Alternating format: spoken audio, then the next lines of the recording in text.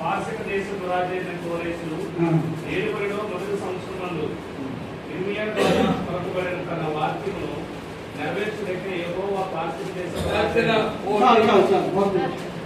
And it begins like this. ఇలా ప్రారంభించబడింది In the first year of Cyrus, the king of Persia, మొట్టమొదటి ఆ యొక్క సంవత్సరము ఆ యొక్క కోరేషు ఏలుబడిలో జరిగినటువంటి విషయాలు ఇవి. the word of the Lord spoken by Jeremiah might be fulfilled.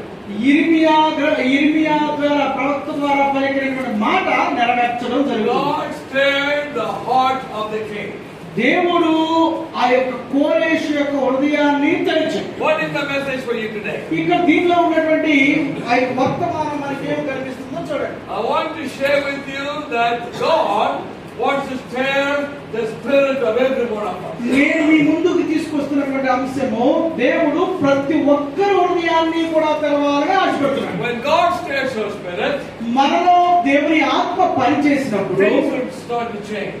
పరిస్థితులన్నీ మారుతూ ఉంటాయి. God's power will be manifested. దేవుని యొక్క శక్తి అక్కడ ప్రత్యక్షం అవుతుంది. God's plan and purpose will be fulfilled. దేవుని యొక్క ప్రణాళికలు ఉద్దేశాలు అనేవి ఫలవంతంలోకి వస్తాయి. Here it says God wanted to fulfill the word that He spoke through Jeremiah. ఇర్మియా ప్రవక్త ద్వారా పలకబడినటువంటి మాటలు దేవుడు స్థిరపరచడానికి కోరేషు యొక్క హృదయాన్ని తెరిచాడు. So what did God speak through Jeremiah? దేవుడు ఏం పలికాడు ఇర్మియా ద్వారా? What was His word? ఆయన యొక్క వాక్యం God said like this. దేవుడు ఇలా చెప్తున్నాడు, If my people called by my name, నా పేరు పెట్టబడిన నా జనులు if they will obey my voice, వారు తగ్గించుకుని if they will walk in my ways, నా యొక్క మార్గములో నడిచిన యెడల then I shall be their God and they shall be my people. నేను వారికి దేవుడయ్యేందుకు వారు నాకు ప్రజలయ్యుందురు.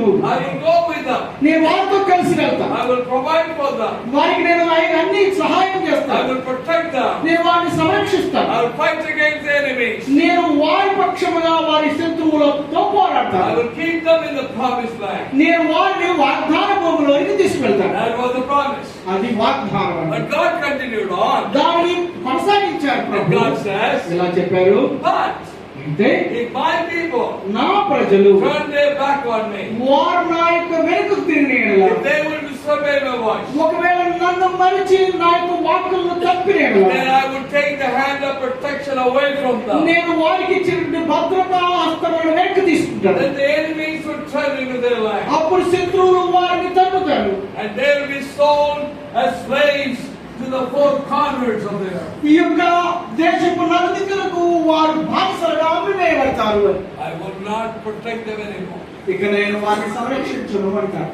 And then God moved on to say, ఇక అలా చెప్తూ ప్రభు వారి యొక్క మాటలు I'm కొనసాగుతున్నాయి. saying the blessing of obedience ఆశీర్వాదాలు వస్తాయి విధేయత ద్వారా, and the curse of disobedience. అలాగే వ్యతిరేకత ద్వారా ఇదిగో శాపములు వస్తాయి. Then God goes on to say, దేవుడు ఇలా చెప్తూ ఉన్నాడు, even in the land of captivity, ఒకవేళ వారు బానిసత్వం అనుభవిస్తున్నటువంటి దేశంలోను సహితము, when you were under the pressure of slavery, నీవు బానిసత్వపు ఆ యొక్క బాధ అనుభవిస్తున్న పరిస్థితుల్లోనూ, even there when you repent of your sin, నీవు అక్కడ నీ యొక్క పరిస్థితులను బట్టి మారుమనసు పశ్చాత్తాపము పొందితే నీ పాపాలను బట్టి call out to my name.